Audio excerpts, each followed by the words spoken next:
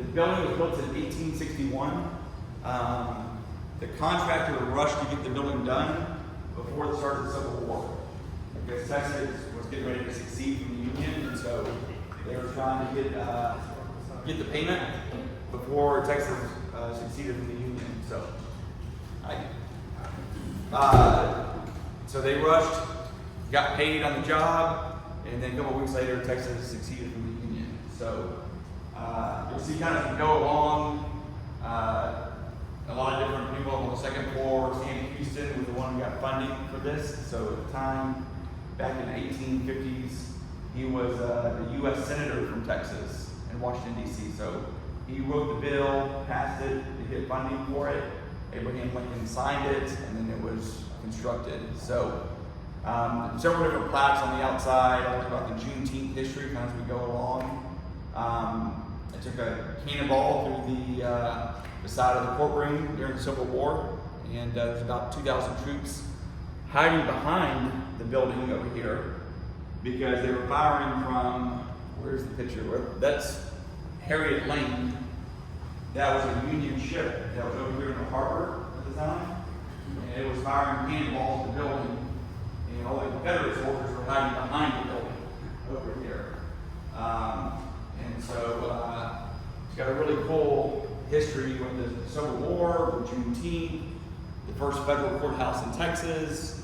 You'll see when we get up on the second floor. So really unique history to the building. It was a federal courthouse from 1861 until about 15 years ago. So it was they used it as the courthouse for about 75 years. And then beyond that, down here, this lobby area, this was actually a post office down here. And there was also a customs house. DEA used it. Other federal agencies used it over the years. So this year is the 165th anniversary of when it was completed. And so it was federal courthouse for 150 out of those 165 years. Natalie and I had an option to buy this. I've always loved the building, but we had a contract on it and an option to buy it, what, about 15 years ago, 14 years ago? And I had a 30-day option period, and at that time it was me and I had one employee. And Natalie was right. She's like, "What do you need 22,000 square feet for?" But she was one employee. And I was like, "Well, I got a vision. I'm going to fill it up with, other attorneys can rent office space, or we can do something with it." But looking at it at the time, it needed a lot of work on the electrical, plumbing, and so I was like, yeah, the purchase price is probably going to just be a small fraction of what's going to cost to actually get it back to where we want it. So we let that 30-day option period expire. And then moved on, built out a couple different offices. This is our third office now. But when it came back on the market, we hopped on it, and so now we have enough employees to fill up the whole building, and it worked out. We kind of put it out there, and it came back around to us. So, and this will be the last office I have ever, I think, because moving's a pain. So this was a 3-year renovation project. So we bought it in 2023 and spent 3 years working with the state, working with the Federal Historic Society, the National Park Service, to redo it and bring it back to what it was. And so 3+ year process, and we moved in about 6 months ago, but it really hasn't been completed until literally a day or two ago. I mean, we had, every day 10 to 15 contractors here at the building working on it. And this afternoon we had 4 or 5 contractors working on it. So still a couple finishing touches we're doing, but we're pretty much complete. So happy to show you all around. I'm excited to let everybody see it. That's great. Yeah, I saw John outside doing a walk around. Oh, really? Yeah. He was wanting to make sure everything was perfect. McNatt? Yeah. Mm-hmm. Yep, he's the contractor that we worked with the last 3 years. He specializes in historic buildings like this, so he's been really, really great to work with. But he's, a perfectionist, attention to detail, so you want to make sure it's done right. So. Okay. How many ghosts have you seen? I have personally not seen any, although I'm sure they're here. You go up in the attic space and you really kind of get that sense up there. I've had a lot of contractors working early in the morning, late at night, and they reported some stuff to me. So One of them said one of the electricians said he dropped what's basically like a broomstick, right? It's a long piece of wood, rounded on the end, that he was using to push some things through. And he said it didn't fall down the stairs. It bounced upright down about 12 steps. I wish I would have saw And he that. said it, Was it like a cane? yeah, he said it was just bouncing upright, and he was just mouth open, just watching it. And he was like, that's gonna fall over. It has to fall over. There's like no way that it's balancing itself as it's bouncing down. And he said it bounced all the way down the stairs. So they're fun ghosts. Apparently. So, but you'll see up in the jail cell, a lot of prisoners were held here when they were on trial for murder or, stealing horses or things like that back in the day. So I haven't had any of them show up yet, but there may be some spirits that aren't so friendly. I don't know. Hopefully not. But Galveston is full of ghost stories for sure. So it had the Civil War history. Went through that. The closing ceremony for bringing the Civil War to its official end in Texas was when Admiral Benjamin Roberts came over, Benjamin Sims came over from a boat out here. One of the destroyers came over and raised the flag up on the roof, and so that kind of officially closed out the end of the Civil War. It was the last official port to come under the Union control. So it was under Union control for about 2 weeks. Then the Civil War broke out, and it was about 4 years later before it came back under Union control again with it. It survived a 1900 hurricane. You'll see down the hall in just a minute. There was a Great Fire of 1885. You probably heard about the Great Fire in Chicago. Galveston had a Great Fire in 1885 that burned most of everything going that direction. And so it burned literally to the doorstep here. There's a picture taken on top of the rooftop looking out, and you'll see just a burned landscape out there. But because it was constructed with brick and cast iron, it survived. It was the first building in Texas to be designed by an architect. First federal building ever built in Texas other than a military fort. So there's a couple military forts back then, but there was never a courthouse or civil federal building built until this one was. So a lot of unique history, but let's start walking around and start showing you all some things to go along. This has kind of some of the facts from 1861, kind of what life was like back then. So 33 states. Galveston was the largest city in Texas, 7,400 people. The Pony Express was founded in the 1860s. One interesting fact is, 30 to 42% of children died before reaching the age of 5 in the U.S. back then. So just that mortality rate is unbelievable compared to what we have in modern medicine here. Not a fan of this, but the first federal income tax was started that year. But notice what percentage it was. It was 3% of incomes over $800 a year. The average annual income was $300 a year. So most people didn't have to pay an income tax, but those making over $800 had to pay 3%. So I wish we could go back to a 3% income tax. That'd be really nice. Average home costs $1,000 to $2,000 if you're in the city. $400 to $700 if you're out in the country. So, and the largest corporation, the Erie Rail Line was back then, so no longer in existence. But really interesting times back in the 1860s. We actually have some photographs from, you will see down the hallway here, from 1880s, 1890s with the dirt road in front of the building. And you'll see, horses out front. And so all the way through the Model Ts, and so it's been kind of a labor of love going through and digging up all the photographs and doing all the research. Every time I think I've found all the photographs, another one pops up at the Library of Congress, or somebody calls me and is like, hey, have you seen this photograph yet? So I'm still kind of collecting all the documentation from everything. So feel free to walk around. So these are all offices here. For paralegal is one of my attorneys. Are these originally offices, or did you turn them into offices? Nope, these were all originally offices, except for these two up front here. So, Sorry, that's like behind you. yeah, this is really cool. This is original safe with the original sill, painted in the 1870s. Your dad has that exact truck? Hey, Shaun. No deal. That is safe. Wow.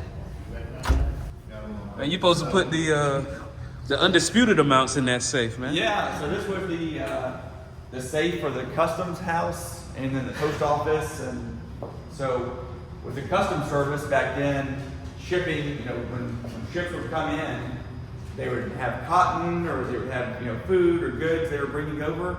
And so the water used to be quite a bit closer than it is now. It was built out about a block or so between here and the port.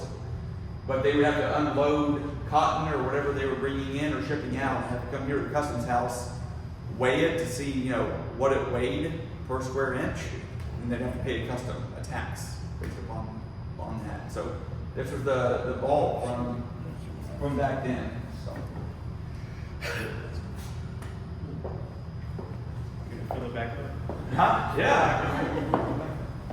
So this is actually if you look at this painting here, so this is taken in the harbor.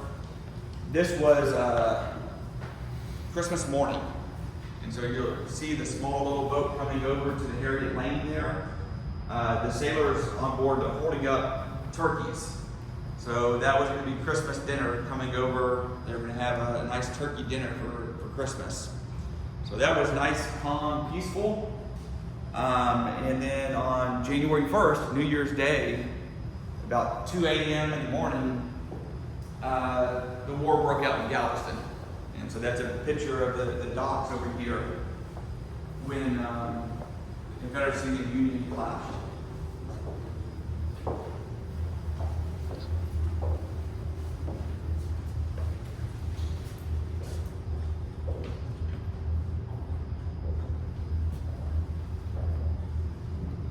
So they added then, this was closer to the water on this side, but they've added more land? They filled in land going that direction.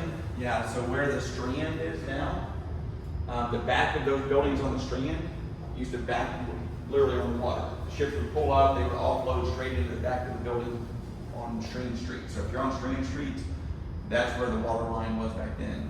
We've now added Harborside Drive, and if you go eat like Willie G's or Fisherman's Wharf, some of those restaurants over there on the water, that's about 2 to 3 blocks of added fill that they did.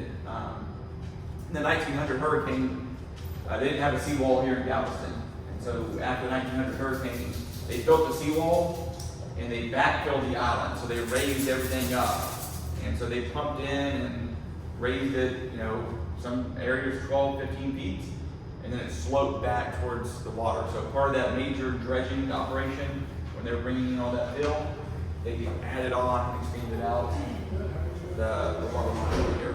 So there's a good picture from back in the 1890 time frame. So you'll have another one over here. You can see it's a little bit more clearer detail, but you have several people seen it out here.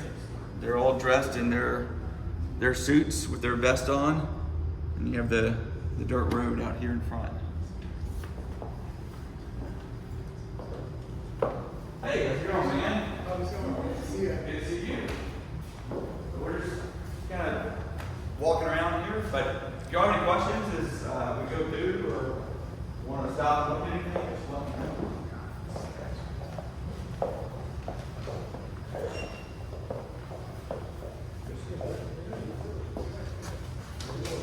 So this is Ammi B. Young, the kind of ghost-looking figure here.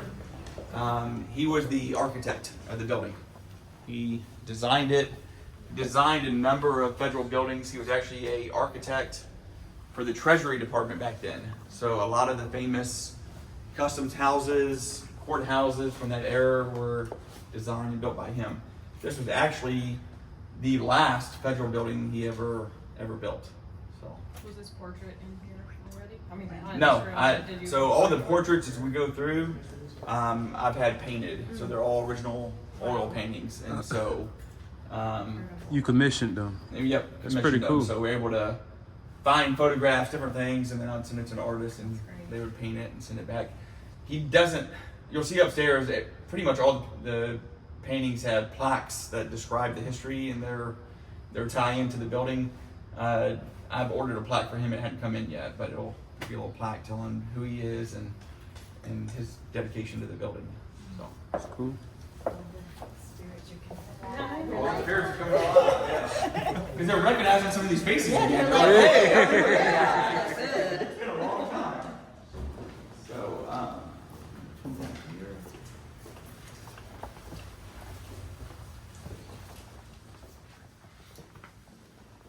so this is the Great Fire of 1885, and so that's from the rooftop here of the building. And so looking out, you can see just blocks and blocks of nothingness. Those were all homes, buildings back then. So it burned. Is that door open here? Oh, no.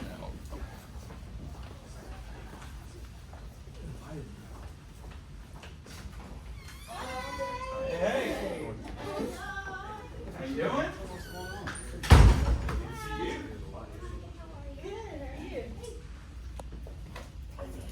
How are you doing? Good to see you.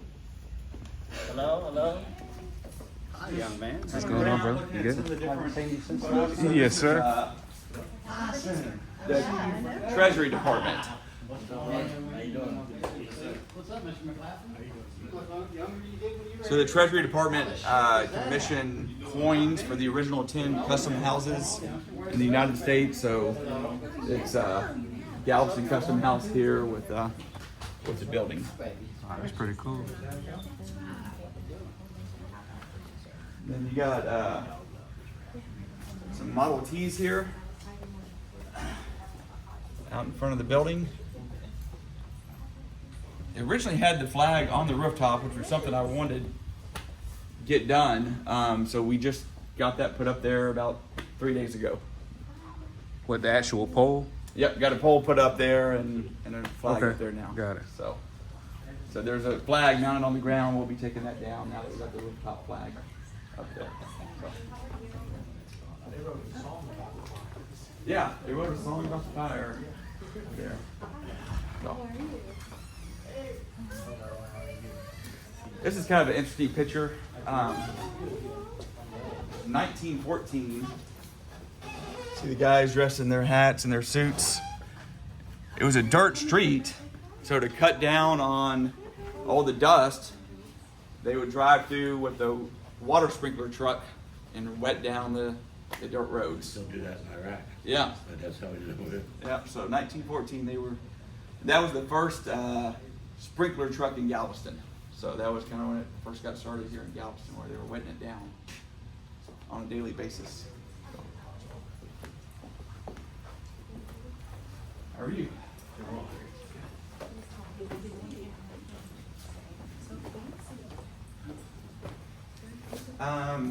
So this was a postage stamp that they had a dedication ceremony back in 1977. This was kind of one of the first restoration projects for the building. And so they issued a postcard, what dated July 20th, 1977, with a 9-cent stamp. What is it now? It's 70 something cents, I think, for a stamp. So that was really cool, trying to find some of that. I actually got an original program from that day also we were able to find. All right, so I don't want to just be a tour guide, y'all. You're doing great. It's just insane how much history's in this building. Yeah, it's been fun. Beautiful. But that's what you're doing, like you are the tour guide, sir. Oh. We're all following I you. don't like just lecturing about things. So. You're doing What?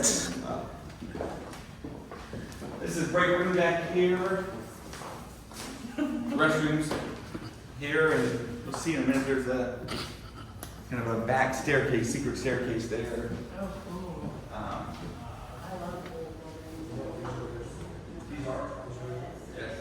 These are original. That's original in there. The entryway is original. The staircase here is original. It was actually, so the brick was imported from Italy, and the staircase, wrought iron, was made in New York City. New York City.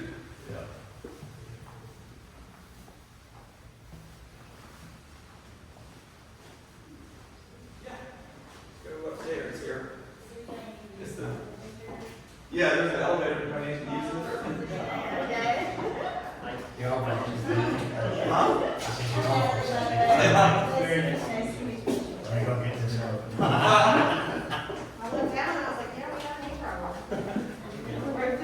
I was doing some dirt bike on Saturday and they might have pulled something I got an hour right tomorrow. There you go, right?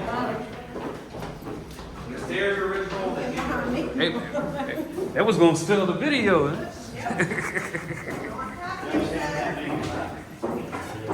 Tracking the same stairwell that traveled in that. Slavery was abolished under Right. this is what's proclamation in this building. There's a lot.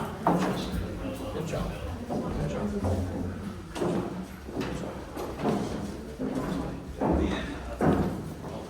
So this is so look Excuse at me. all the public records that serve in the building, takes their service. This I'm gonna keep open here. Don't know how we're gonna decorate it yet, but this is the jail cell. So when people were on trial for murder or horse thieving or whatever, they would be in here during their trial. Get depositions. Yeah. Maybe a lot of opposing counsel in here. Yeah. A lot of opposing counsel. So each painting has a plaque underneath it and it tells their history to the building. So Sam Houston authored the law, got the money approved through Congress.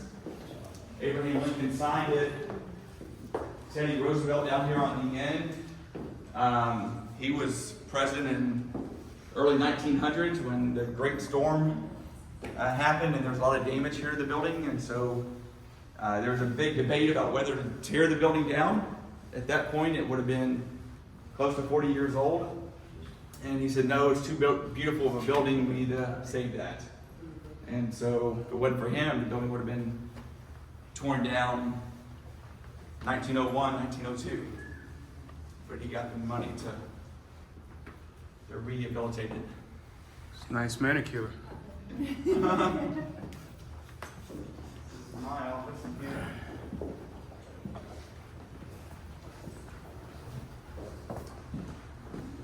Could get some work done in here. Wow.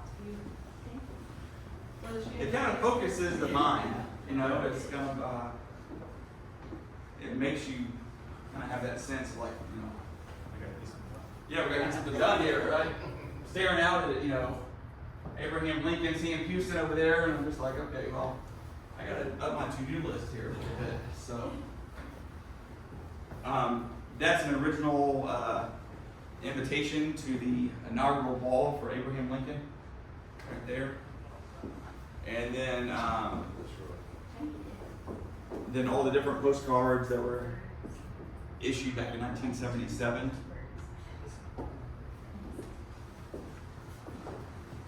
Has anybody ever heard of Harper's Weekly? So Harper's Weekly was a newspaper back in the 1800s. And so this is original etching from Harper's Weekly. And you can see the flag on the roof, horses around. So that was in Harper's Weekly back in 1861. Well, this is a model of it. Yeah, it's a model of the building. That case of John Watrous, he was the first federal judge in Texas.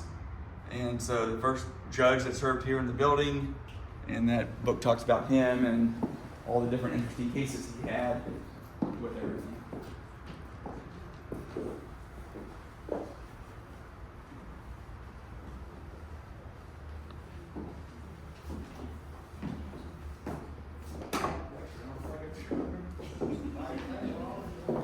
Hey, John. Just sharing the history. There's a ton of history here. All right, so. And Randman running around that camera. We gotta memorialize this. You also gotta watch what you say. Of course. Nah, he's good at it. He's good at catching us. Yes. It's the Lincoln Conference Room, I call it, but, so it's one of the conference rooms here.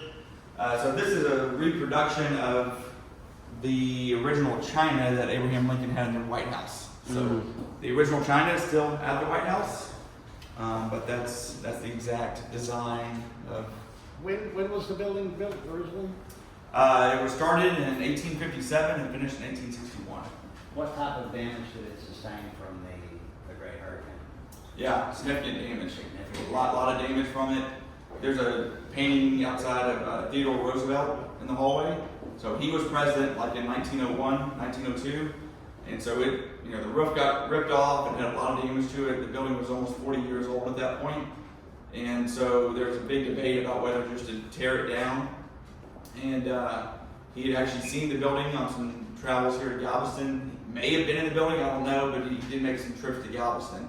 But I can't find any documentation that he was actually in the building. But he had seen the building, and there is documentation. He said, no, it's a beautiful building. We need to try to build that back. Yeah. Thank you, sir, for that.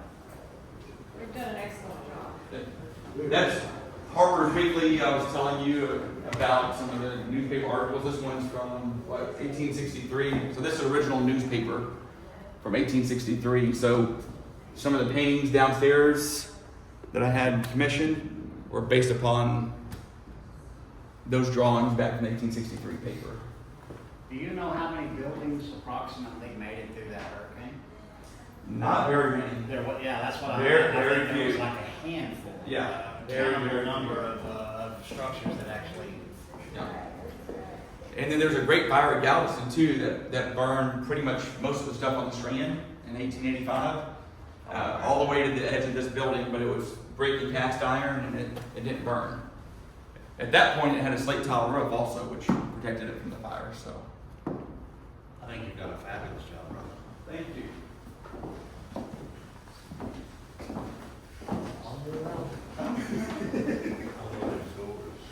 Yes, sir. Yes, sir.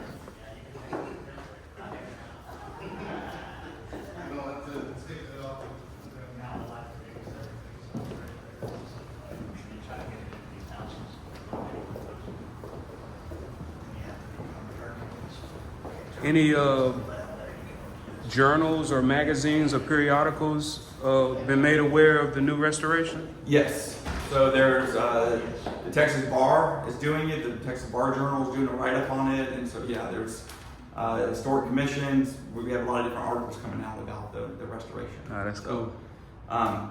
that's not original, but it's one of my favorite quotes, "Man in the Arena." So I thought it was proper to put it right outside the courtroom, with the courtroom being the arena. I feel like the theme song for Perry Mason should start right now. Dun-dun-dun-dun. So that's a painting of What's your best theme song for education? most of the federal judges that served here. There's What brings to your mind the courtroom's named John When you hear it Watrous too. Courtroom. learning? He was the first federal judge here. Not so much about it. Despite a lot of research, best efforts, nobody's been able to locate a photo of him. So we don't have a photo of the first federal judge, but the 5 federal judges that followed him are all painted here with their dates of service.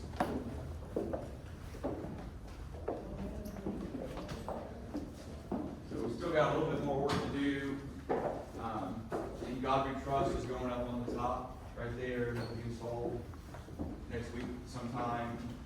The risers being installed behind the judge's bench, so it'll raise the floor right behind the judge's bench another 7.5, 8 inches, so that there'll be an additional step up there.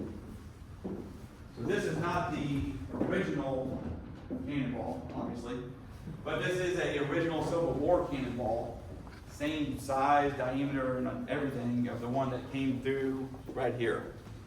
that was fired from the ship. So I would have swore that was a bowl ball or something. yeah, I would have never. If you wanna- It would have never even occurred to me. if you wanna- It was a- anybody wants to pick it up, it's Wow. about 50 pounds or so. Gotta use your legs. Nobody gonna do it? So I'm having the carpenter that's gonna kind of build out this around top, and it'll have a thing that sits down here and holds it on top. So is this the deliberation room? This is the jury room. Yeah. Yeah. But historically, there was 10 that'll work out with it. Oh, really? Yep. In federal courts, there was 10 for most federal trials back then. A wall ball? Oh, nah. That'll be the last wall ball you ever Right, did. yeah, it's all in the jury box over here. You do CrossFit? So, kind of the most significant part of the history of the building, everybody probably knows Juneteenth, the federal Juneteenth holiday now.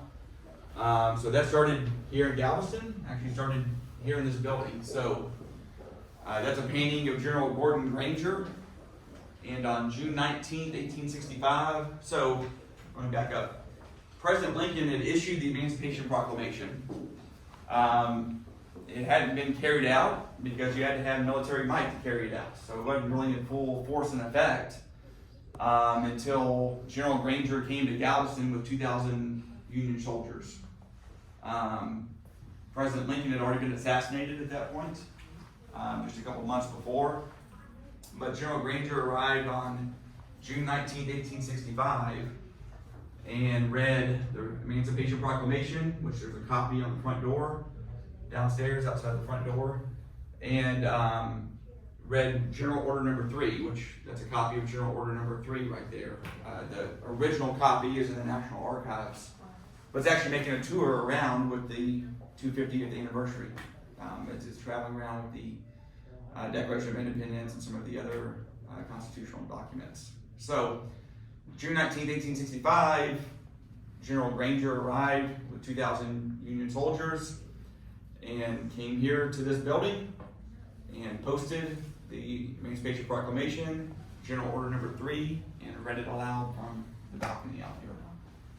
So, what's now a federal holiday started right there on that balcony. The tour, do they have plans of stopping by?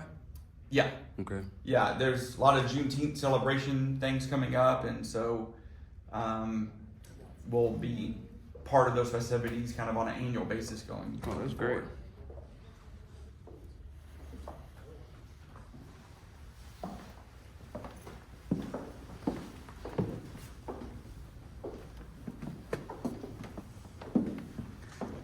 You have any plans of doing any mock trials here? Yes, sir, we do.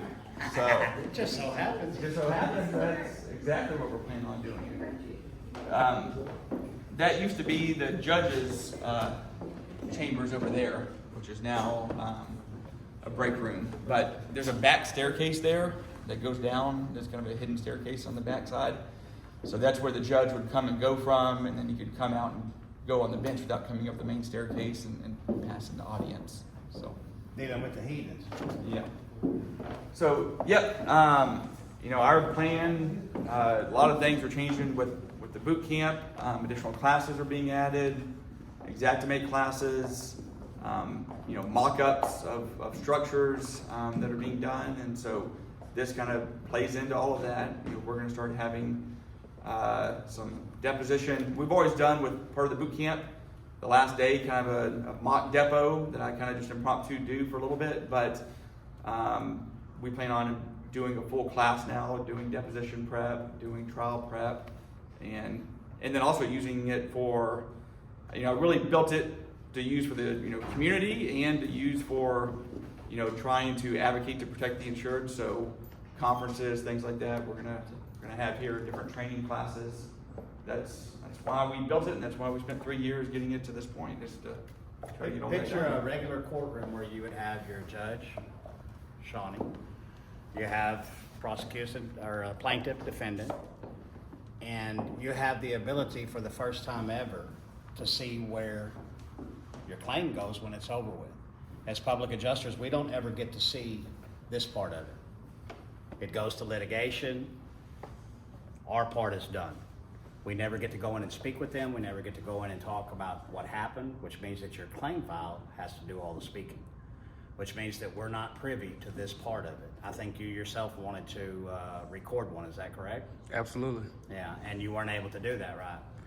I'm not gonna point no elbows. Yeah, well, the reality is you never know how good your product is until somebody tests, like a contract. You know, Lon Smith thought that his contract was wonderful, didn't he? Yeah, and then every court all the way up to the Supreme Court said that it was not wonderful and brought it back down. But on those thousands and thousands of people that he signed with and that were perfectly happy and had no issue, his contract was what? Perfectly fine until the court said it wasn't. So you never see that side of it, and I think it's wonderful. Shaun, thank you so much for bringing it, Natalie, giving everybody a place to actually get this side of it. It's all fun and games until you're sitting in front of a deposition. You're sitting in front of a courtroom. There was a case that came out last week where the public adjuster had done something that completely annihilated the claim, right? And it wasn't because they were a bad person. It was because there's no places like this that exist that tell you what's supposed to happen. So if you've never done this before, you're all of a sudden sitting in front of a deposition. How are you supposed to respond? You don't get a second chance at that, right? And the deposition is not there to be your friend. Are they there looking at you to be your friend? No, they have a client. Their job is to protect that client like our job is to protect our client. So what are they willing to do to make sure that they protect their client? Whatever's necessary. Annihilate you, right? They have people just like Shaun and I on the other side. No morals, no compunction when it comes to, hey, that's not the right thing, so we're not going to do it. So I believe that Shaun has given us an avenue to really get you to understand how important it is that what you do, and that you're gonna, if you're good at your job, you're gonna end up with your clients in this room. That's unfortunate, but it's a reality, right? If you did what you were supposed to do, how normal is it for the insurance company to look at your paperwork and go, "Dadgummit, Mr. Hodge, I was wrong. You have shown me the light here, and we're gonna pay this full thing." How often does that happen? Rare enough that if it happens, you kind of fall out a little bit and go, what happened? Is everything okay? Oh, they must have a mold endorsement. Yeah, they're going to agree to all that coverage and then come back and say, we're going to cut it in half. I'm really excited. Thanks, Shaun. Yeah, thank y'all for coming out. So it's been a 3-year process. Now you do a lot better than I did when we got started. I was like, oh, we'll be in here in 6 months. And he was like, you don't even know what you're talking about. So maybe it was kind of wishful thinking, but it could have been done in a year if it wasn't dealing with the red tape of the federal government and the state government and all that. So, because we were trying to do the You mean restoration. to get it right, and it took longer to do it right? Took longer. That's crazy how that Yeah. works, isn't it? So that flag's from 1865. I believe, but I cannot prove, that it was one of the flags that was flown over the building back in 1865 when the Civil War came to an end. I don't have the provenance going all the way back. I can trace it back quite a ways. I mean, So we're 35, 33. So. Now, when y'all were in here working, did you find a lot of stuff, and if so, what'd you do with it? Yeah, I mean, there's a lot of things that have been documented and sent off to the historic commission and stuff like that. Some of the original, there used to actually be wallpaper in the courtroom here, because one thing it lacked back then was soundproofing, and so very faded wallpaper was found here. We sent that off, so we put soundproofing in the ceiling here because the acoustics were so much better than they were before, but they actually had wallpaper that had insulation behind it, so it was kind of a padded wallpaper, and that's what the soundproofing was originally back then. So we try to be as historically accurate as everything we could to go back. There's a few things we didn't do. We didn't go back with the padded walls because it was kind of I think it was probably a red, but it was a pinkish by the time we found it. So, and there wasn't anybody to remanufacture the silk wallpaper. So while we got some of it, we decided to go back to these walls and then do the soundproofing through the ceiling. This is good.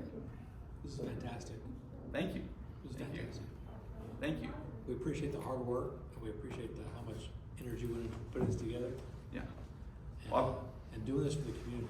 appreciate, everybody coming out for this, and I don't want this to be a museum display piece sort of thing. I want this to be alive. I want to use this. I want to utilize it with classes, with training, and I think that's the best way you can honor the past is, right, actually use this for good, right? And so with the 5 federal judges that are sitting back there looking at us on the wall right now, I mean, there's a lot of advocacy that needs to be done to protect the insured. So I think we have our calling to try to move that forward as best we can.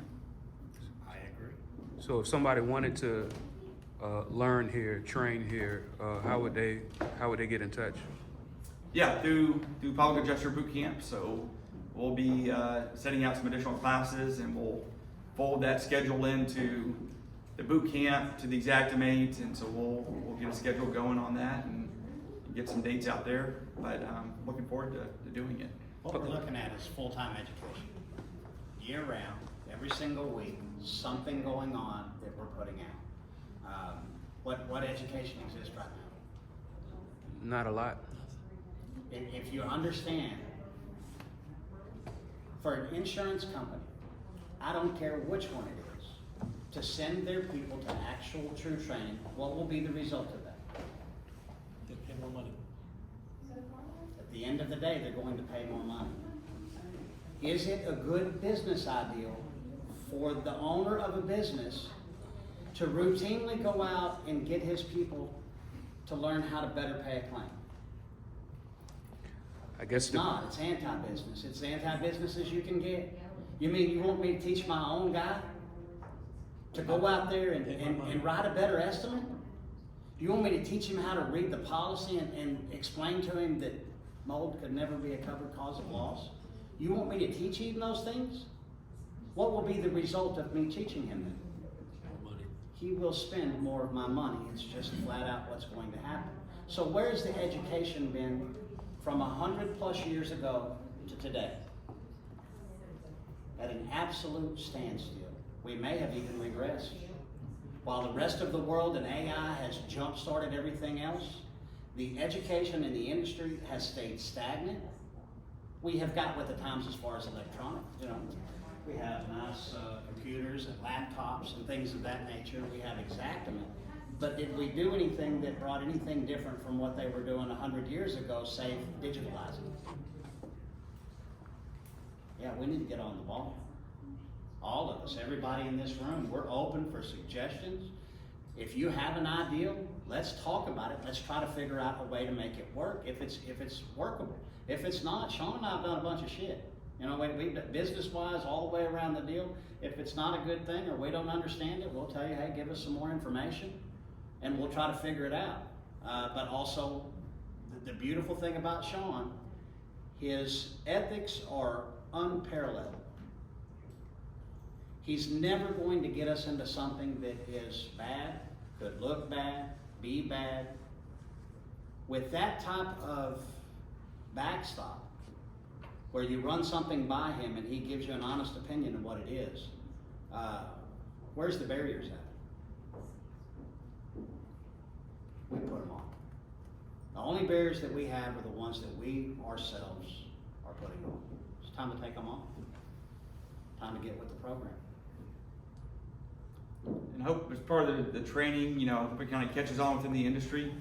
Take some time to read if you haven't ever read the Man in the Arena. But when we have conferences here, that's going to be kind of a cornerstone of every talk I give, which is going to be, we are the men and women in the arena, right? If we're not standing up for the insured, if we're not protecting the insured, who is? Nobody. So, every conference we have, tell everybody they need to go back, kind of like Notre Dame, you go slap the sign as the players run out. You need to go touch the man in the arena, woman in the arena, because that's what we are. You need to go out there and you need to advocate for